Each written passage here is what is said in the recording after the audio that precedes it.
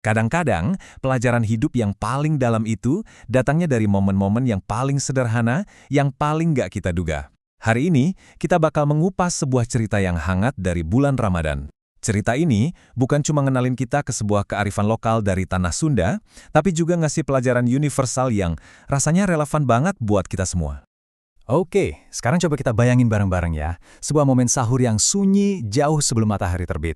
Ada satu keluarga kecil lagi kumpul, tapi ada yang sedikit beda di meja makan mereka pagi itu. Dan di tengah keheningan itu, tiba-tiba terlontar kalimat ini dari seorang anak laki-laki berumur 4 tahun, namanya Kakang. "Aku puasa nasi ya, Bah." Kalimat yang kedengarannya simpel, tapi ternyata punya makna yang dalam banget buat ayahnya. Jadi ceritanya gini, malam itu di rumah mereka lagi nggak ada nasi. Menu sahurnya ya cuma sayuran rebus seadanya.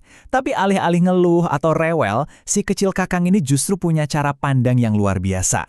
Dia nggak ngelihat itu sebagai sebuah kekurangan, tapi malah jadi bentuk puasanya dia sendiri. Wah, ini pelajaran mahal tentang menerima apa yang ada dengan hati yang lapang. Tapi ceritanya nggak berhenti di situ. Justru dari sini makin seru. Celetukan dari kakaknya Kakang membuka sebuah istilah baru yang mungkin buat sebagian dari kita kedengarannya asing. Tapi istilah ini penuh dengan kearifan lokal.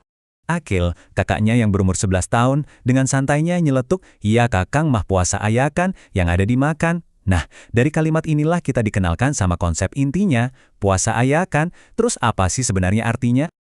Oke, biar ngerti kita bedah dulu katanya ya. Ayakan.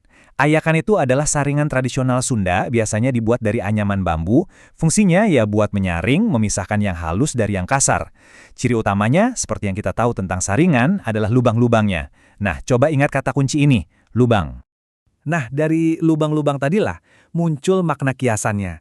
Puasa ayakan itu ibarat puasa yang bolong-bolong, persis kayak saringan. Maksudnya, puasanya nggak konsisten. Mungkin hari ini puasa, besoknya nggak. Atau pagi-pagi niat puasa, tapi begitu lihat makanan di siang hari, ya langsung batal. Dan yang lebih keren lagi, istilah ini ternyata juga sebuah akronim yang cerdas loh, dari frasa Sunda, segala nu aya, dihakan. Yang kalau diartiin ya, semua yang ada ya dimakan. Jadi puasanya itu bukan dibatasi sama waktu, tapi sama ada atau enggaknya makanan. Unik kan? Ternyata, puasa ayakan ini nggak sendirian loh.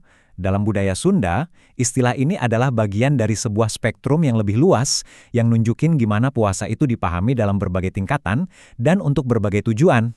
Jadi, kurang lebih ada 3 kategori utama. Pertama, ada puasa cacap. Ini puasa penuh, dari subuh sampai maghrib, yang biasa dilakuin sama orang dewasa. Kedua, ada puasa beduk, yaitu puasa setengah hari sampai waktu zuhur. Nah, ini biasanya jadi tahap belajar buat anak-anak. Dan yang ketiga, ini dia bintang kita, puasa ayakan. Si puasa saringan yang waktunya nggak pasti dan sering diasosiasikan sama orang-orang yang, ya mungkin belum niat puasa penuh. Oke, kita udah tahu definisinya. Sekarang, kita coba geser sedikit fokus kita buat gali hikmah di baliknya. Terutama, gimana sih tradisi kayak puasa setengah hari ini bisa jadi alat yang luar biasa buat ngajarin anak-anak? Pernah kepikiran nggak sih, kenapa ya tradisi kayak gini bisa awet banget, turun-temurun dari generasi ke generasi? Jawabannya ternyata ada di manfaat universal yang diajarkannya, yang bahkan masih sangat relevan sampai hari ini. Jadi ngajarin anak puasa dari kecil, walaupun mulainya dari puasa beduk alias setengah hari, itu manfaatnya banyak banget. Dari sisi kesehatan, bisa meningkatkan imun tubuh dan jaga kesehatan otak. Tapi yang nggak kalah penting, ini soal pembentukan karakter. Anak jadi belajar disiplin, ngikutin aturan, sekaligus melatih kesabaran dan pengendalian diri buat nahan keinginan sesaat. Tentunya buat para orang tua yang mungkin terinspirasi mau coba ngajarin anaknya, ada beberapa tips praktis nih biar prosesnya jadi pengalaman yang positif.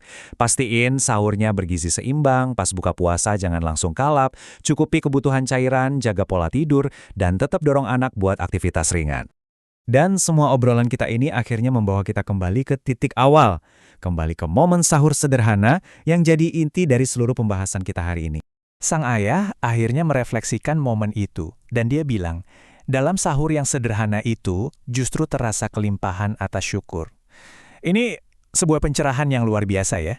Pelajaran yang dia dapat dari anak-anaknya malam itu ternyata bukan cuma soal nahan lapar. Pelajaran sejatinya adalah tentang merangkul apapun yang ada di depan kita dengan hati yang penuh rasa syukur. Kakang, si anak bungsu, secara nggak sadar mempraktikkan puasa ayakan, bukan dalam artian negatif atau nggak niat, tapi dalam semangat penerimaan. Dia nggak fokus sama nasi yang nggak ada, tapi dia bersyukur dengan sayuran yang tersaji. Itulah puasa dengan hati yang penuh. Nah, cerita ini jadi pengingat penting buat kita semua. Di tengah kesibukan sehari-hari, kita mungkin sering lupa kalau tradisi keluarga, sekecil apapun itu, bisa jadi nyimpan kearifan yang dalam banget. Jadi coba deh kita renungkan sejenak, pelajaran tersembunyi apa ya yang sebenarnya ada di dalam tradisi keluarga kita masing-masing?